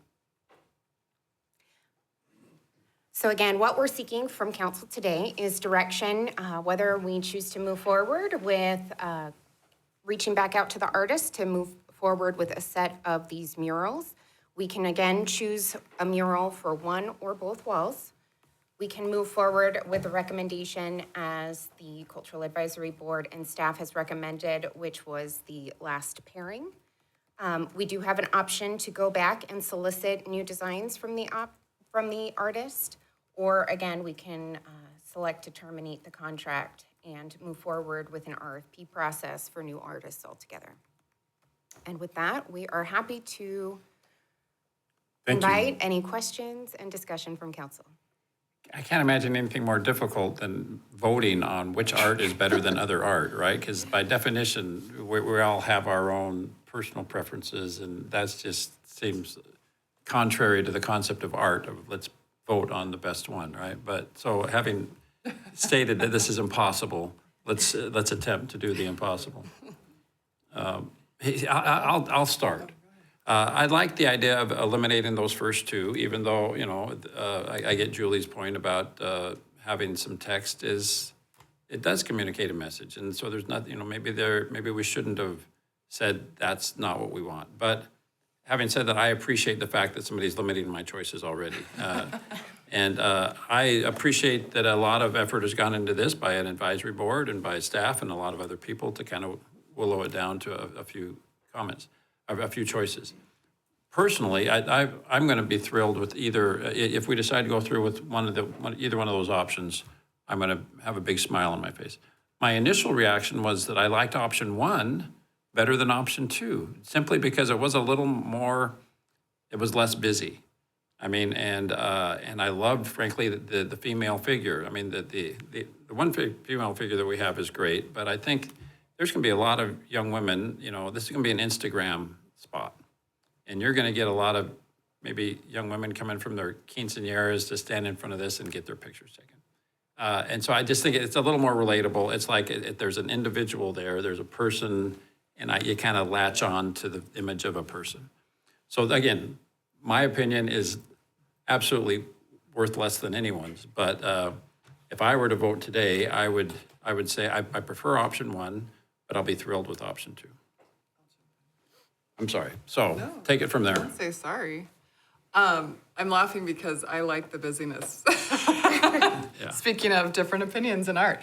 I love the color of option two. So I love the reds, yellows, and blues, like on the right one specifically. But I like the female face better than the bee. Is there any option to put the female face where the bee is? Anyways, I love the color. I think that We do, yes. that would just be really amazing coming down center with all the color. I'm also happy with either, honestly. I loved the Rise Up image. I thought that was really beautiful with the rose in the hands. That was actually my first choice before I went through the slides and saw why we took it out. But option two would be mine, but preferably with the female face, which I think is beautiful, so. So Councilmember Spilsbury, we do have the option to mix and match as well. So there is certainly, to add more options to your plate, the ability to match A and B together from either of the pairs. And I would prefer the female face as the circle and not with the third eye flower figured, like just the face would be like my choice. But again, that's just my thoughts. So you want 2.5? 2.5, yeah. Okay. Yeah, and But Mary- I love the colors of the bee mural. What about wall one? There's 2 walls. Well, yeah, wall one, I'm fine with either of those. Again, I like the busyness and the colors. I like the yellow more than the orange. But I mean, either of those are fine on wall one. I love the red flowers. I happen to agree with you on the, doing the second option and substituting the woman's face. I think it also has a nice tie to the LMAC there. Of course, I'm going to go for female figures, and I appreciate bees, but I think it's relates to the Art Center, what we've already done there, and I think it'll be more enjoyed and more of that Instagram moment. I did like the one with, the rise up and the fist, but I would say just to keep it, the fist gentle. sometimes is used in political. There's a few we could mention, using the fist in political things, and I think steering away from that around the Art Center would be, in today's climate, would be better. I like the one with the water too, but I really appreciate staff's and the board's recommendation too. So that hybrid approach is where I'm leaning. So you like Julie's suggestion? Okay. I echo the hybrid, the busyness of the option two on the bird and then the woman on the other one. I thought initially it may be off here, but I thought it was like a fly. But when you said a bee, I was like, okay, yeah. So maybe this is my lack of arts here is showing where when I thought it was a fly at first, so sorry. I just knew it was an insect. I didn't know what it was. Yeah, I think it was hard to tell, like, for me at least, it was a bee, but. You should say bee. Be kind. it would- There you go. There we go. Don't encourage her. We'll never get out of here if you're going to. But I like the hybrid approach, the busy would be bird amazing. one Okay. on the We're option starting two to and see the- some consensus here. the then. woman on the other one. So you could have a bee and a kind bar underneath it? A little symbol. Well, option like two to- with the woman on, two. instead of the bee, yeah. All right. So we have 3 people right now who like Julie's suggestion. I'm holding out for option 1. Yeah, I I could go with any of them. I tend to think we already have a female figure, so why would you do another one? Never too many female figures. There can be. Although I like it six better, daughters. but that's my opinion on that. I love the colors in the second one. I agree with Julie on that. Looks great, but the B is sort of like, how does that connect? I think it's a good message, but it doesn't seem really connected to Mesa and Arizona, I guess. I don't know. And I'm not a huge fan of the smokestacks. I tend to be a little bit more subtle. I like a little more subtle message that, and I don't know that that applies, but. You know, I had the same thought, because I was like, is it a train? Is it built? Like, I couldn't quite figure out what it was. I wonder if there is another option for that tiny little corner up there, because I didn't No, love that either. you can't go to the artist and say, within the image, we Yes, you want you can. to. Well, Because these are all Really? pieces from his work already. Oh. That's why we could make the face, I'm talking really loud. Sorry. My kids would love it if I could figure that out. Because we can do the face instead of the B, it would make sense that we could do something else instead of the Yeah, smokestacks. and Mayor and Council, we have had those discussions with the artist, and there are some things, like, we can't go and tell him how to put his art together, but we can say particular, that was one area of the smokestacks, we don't have those in Mesa, they don't really represent Mesa, so that would be one thing that we would be bringing back to the artist to say, we really like this panel, except for this corner, can you do something else?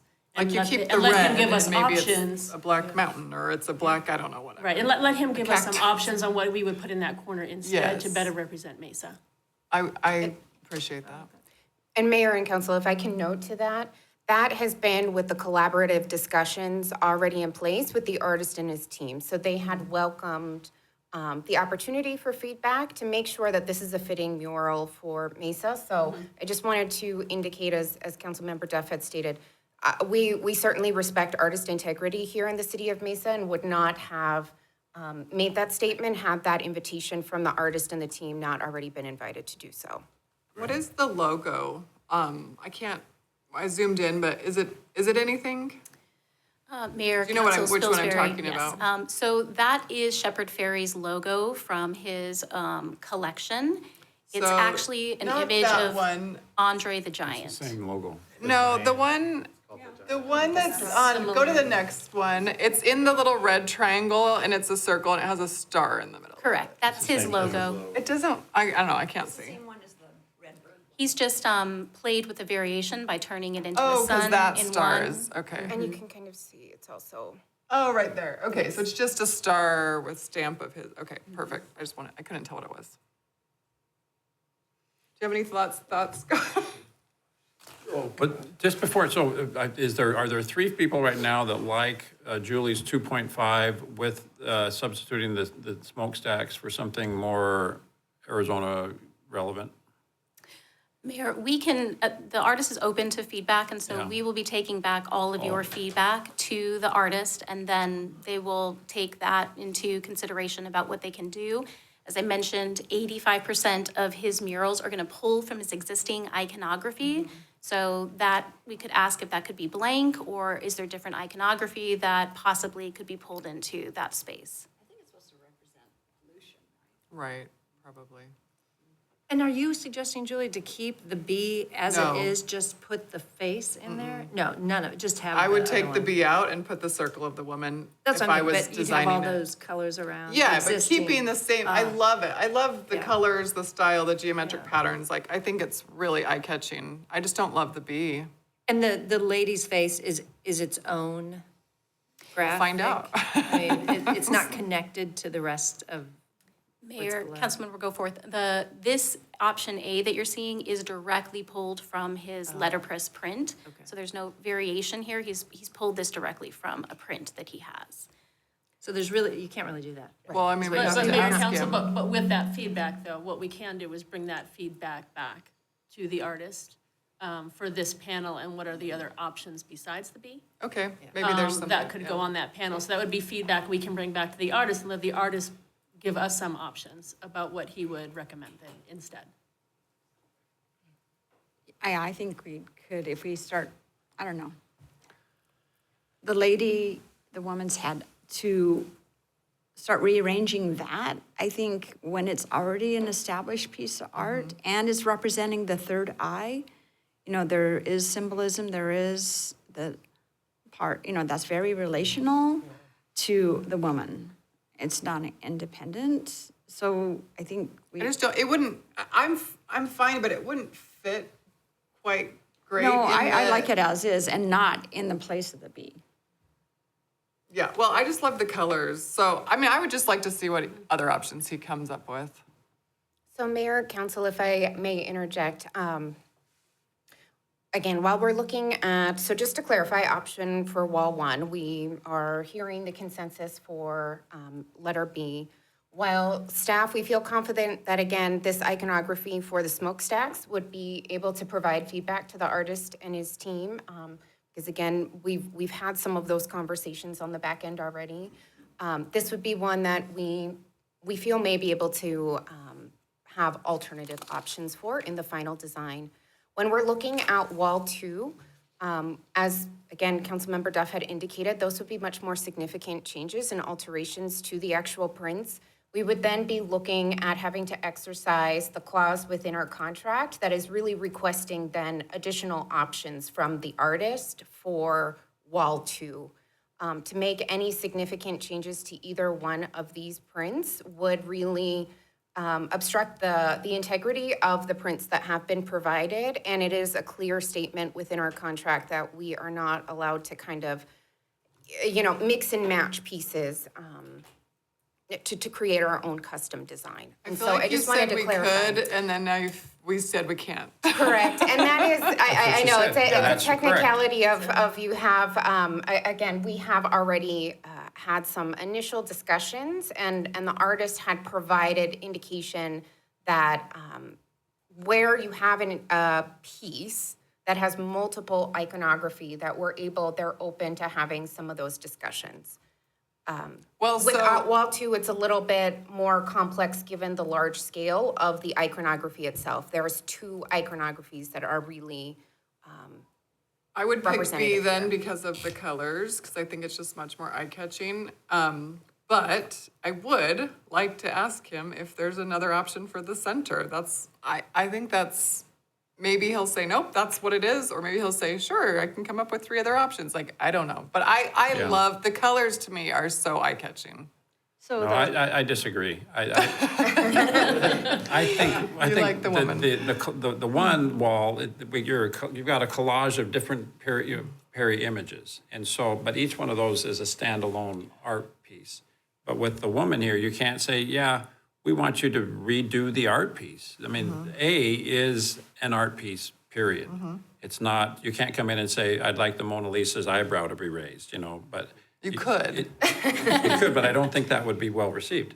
And so I don't think we can go to him and say redo, you know, recreate A. We can say when it comes to the smokestack stuff, this is a collage of all your different pieces, and so let's move a different piece to that corner. I love when we disagree. We very rarely do, so. Yeah, if I were Perry Ferry, I'd say, no, it's take it or leave it. You know, A, I'm not gonna go back to my studio and recreate, you know, or reconfigure this. I'll click one out of them the is a smokestacks. collage. We have Yeah. learned in the Collage, past And that, the other one is a piece of a established work print, of art. right. It is not a collage But of various we- pieces. we have learned in the past- And so when you ask an artist to revise an established piece that's already recognized and part of his collection, that is a different ask than taking a collage and asking one piece. I think you're infringing on what artists feel very strongly about their pieces, and a collage is one thing. It would be but helpful to remember- Changing an existing piece is another. okay, sorry, I've interrupted you 3 times. Can I talk now? Is that all right? Okay, I just think it would be helpful to remember that a conversation is important. So let's have the conversation with him and see what he thinks instead of what we think he thinks. We've learned from things in the past that sometimes it just takes a conversation and then we don't have the problem anymore. So let's just see. And if that's what he says, let's That's great. Well, if there's four Yeah, people, no, I if there's four mean- people that want to ask that question, then that's what we'll do. But I don't know that there are. Okay. I- There was 5 minutes ago, but we're switching real quick here, which is No, no, no, fine, no, which no. is fine. Well, let's redefine what the So, question is. Mayor and Council, I think if we can, what I'm hearing is that I think that we have consensus on wall 1. Is that correct? Can you put that back up Which for us? is, which was the final option with what we know we can discuss, which is the smokestacks. Right. Right, and so I guess that would be, Well, let's ask that. decision number 1. Council, Are we- is there consensus around B with the question of swapping out this the smokestack for a different Perry Ferry, I'm sorry, Shepherd Ferry image? Yes. That works, yeah. Okay. I'm not the guy you ask about art, but I guess I have a different question. Who is this artist? Shepherd Ferry. Shepherd Ferry, is he local? 'Cause I'm just looking him up in Wikipedia, and he's from the Northeast. He's a very well. Well, international artist. We're sorry we asked. Yeah, to be fair, you guys were having such a wonderful discussion of the art that I didn't want to interrupt it, Right. which is rare for me. Mayor and Councilmember Summers, that is, when did we come back before? So we did come back once to council to review this, to see if it was council's direction to go forward with this particular artist, or if we wanted to go out to an RFP to allow others to come in. And the direction that we received from council was to To move continue forward, yeah. and move forward with Shepherd Ferry. I mean, part of it is, I'm always concerned about the meanings behind a lot of these icons, because it's gonna draw out potentially passions in people for better and worse. And there's a lot of that in here.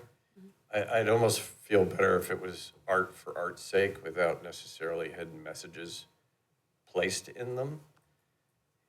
But I also agree that if this is the artist we're gonna go with to try to change things out, although I do kind of like Julie's idea about switching this out if that's something he's amenable to mess too much with the artist's work. My thought would be something that doesn't have a lot of icons in it or hidden meaning, that other than speaking to Arizona and something that's local, and just being art for art's sake on an art center would be something I would prefer to see. So I guess if that, going back to what our options are, I mean, their options are all open. We can go back off to RFP, we can do, without rewinding this too far and increasing the cost, I would like to see what other options are available within this artist portfolio that maybe don't have the statements as much. Can I just say that I think for wall 1, we have a consensus. I think we have a 5 and a question mark to go with B, and with the question to the artist about swapping out the upper right-hand corner. So let's take that as a win and move on. So let's talk about the other wall. And I'll just restate where I think we're at.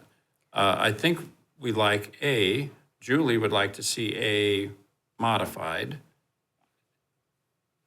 And I think like that's- B. You And I like would like B, to see okay. B modified. Oh, you want B modified? Okay. have to be with A, modified with. No, just because I'm not thrilled about the B, but I think when you look at the building, the colors and the geometric patterns are really incredible on the side of the building. Okay. I love the woman, of course, but it's not as colorful and as eye-catching to me. Okay. So I suppose I like option 2, which was what was recommended. I just don't love the B, to simplify my thoughts. I think I heard some consensus around the female figure. So why don't we vote on, on the B or the female figure? All right, I'm female figure. Female. 1, 2, 3. Okay. Who's B? 2. Three, all right. Well, then we need to continue the discussion. Where's Mark? Where's Mark? Well, there's another question to ask. Yes. How about we ask for something new for B? Go out and give our Yeah, feedback. 'cause We I like don't- the colors, we actually like the lady. They're not the same, we know you can't combine them, but based on that, can you give us a third option? And then with that, if that comes back, sorry, oh yeah, I am on. If that comes back, then can we say, okay, we don't like that, we'll go with the B or something? Or Yeah. will he pull Yeah. those? Yeah. You know? Fine with that. And Mayor and Council, that's, I think, what I would recommend, because we do have not a clear direction for the second panel. I do feel like we have direction on the color and how we want it to kind of pop on that wall, but we don't have direction on what the icon or the overall image that we want. And I think that that is a significant change that we would need to bring back, as Andrea mentioned. That is part of our contract, that if we don't like, as given to us, panel 2, then we can go back and ask for 3 more options. So we should take a vote on that, because I'm hearing a no here. What's the question? Do we want to ask for a third option for B? Is that the question? So Mayor and Council, what we'd be saying is we're not accepting, for that second panel, we're not accepting any of the options that were given to us as they are today. And we'll be asking the artist to provide additional options, up to 3 additional options for that panel. And with the caveat that maybe we go back to what the original options were if we don't like it. I don't know. I mean, right? There's no I there's no believe reason those why we would still couldn't be- use. Those would still be Those would still be options to Yeah. you, yes. You're not discounting these, you're Yeah. not, you can still go back to these 2, but what we're saying is we don't want to move forward at this time. We want to see 3 additional options for that particular panel, and then we'll make our decision. I would say it differently because I don't think the consensus is we don't like either A or B. The problem is we like both can't A and agree. B. We're evenly divided on A and B. And there's 6 people in here and it's a 3-3 vote. So it's not going back to the artist and saying, we don't like it. true. We're saying, the problem is we like both of them. Right. That's true. We like too much. Yeah. So, yeah. I think that would be the same thing. So Mayor and Council, I think it'd be the same thing is that, because we're hearing all of this feedback, and we wouldn't just be going back, well, we want 3 more options. We'd be going back and saying, we like both of these, but we understand you're Yeah. an artist and you need to put it together. With this feedback, we would like 3 additional options that take this feedback into consideration. Or we might just need to wait until there's 7 people sitting here and there's a tiebreaker. He might have a suggestion, given that we Yes. have selected the other talk to piece. him, Right, because it's a He might complementary say, piece at knowing this that point. that's there, what do you suggest as far as other possible options? We could go back to these, but given that we've Lisa selected this one, what would you, you know? Yes. Mayor and Council, I think that's what we're saying, is we want to make sure that we're giving it back to the artist, right? So that he is putting together what he feels would go on that wall. As you said, Councilmember Duff, granted that we have approved the first one, and that might sway different options for the second one. Yeah, that. Yeah, that. Okay. Let me just say, I like, like I said, I'll be thrilled with all of the above. I think this is great, and so I just don't want the artist or the people that have got it to this point for us to say, we disagree. No, the problem is we agree too much on this. So yeah, please help us figure this out. And I'm sorry, I probably won't be here when the 7 people decide which one to go, but unless we can do it Start Monday, lobbying and I'm Rich sure we Evans. can. All right. Anything else on this, council? All right, thank you very much for all the hard work that's gone into that. Item 3 is to acknowledge receipt of various meeting minutes. Is there a motion to that effect? Thank you, Mr. Summers, seconded by Mr. Heredia. All in favor, please say aye. Aye. Any opposed? That motion passes unanimously. Next is current events and conferences attended. Council members, anything you'd like to share with us?